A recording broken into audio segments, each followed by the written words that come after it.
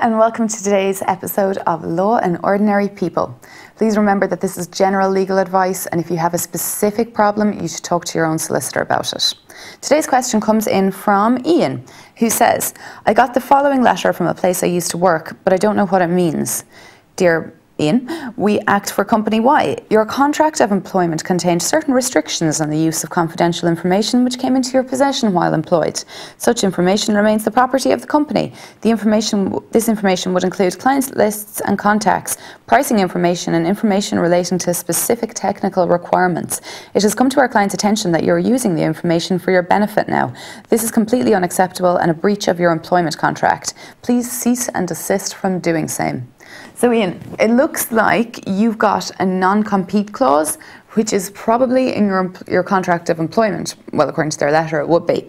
So most people don't realise when they get a contract of employment how much they're actually undertaking. So you should really look over contracts before you sign them, because so many people get caught with this and have no idea that it was ever there.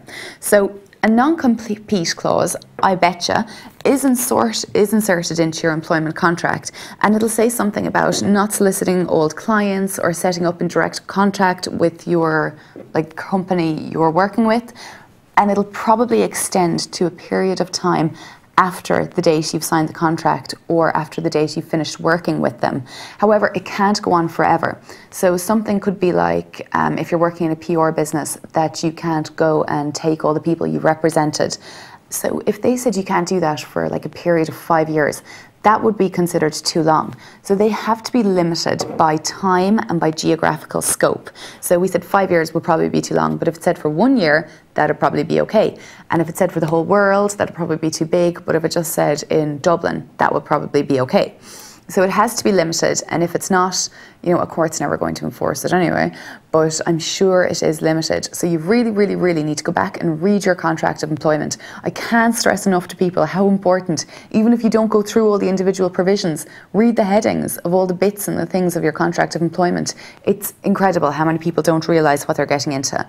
So then cease and desist basically just means stop doing it. So if I were you, I'd ring up your old employer and say, can I have a copy of my contract of employment, or if you have it, read it, and then just ask exactly what they think you've done and what they want you to stop doing, and just try and deal with it in human terms. All right? If anyone else has any questions, please feel free to email them through to me at briteffernan@fecttv.com, or you can get me on Facebook or Twitter. This is Brit Heffernan signing out.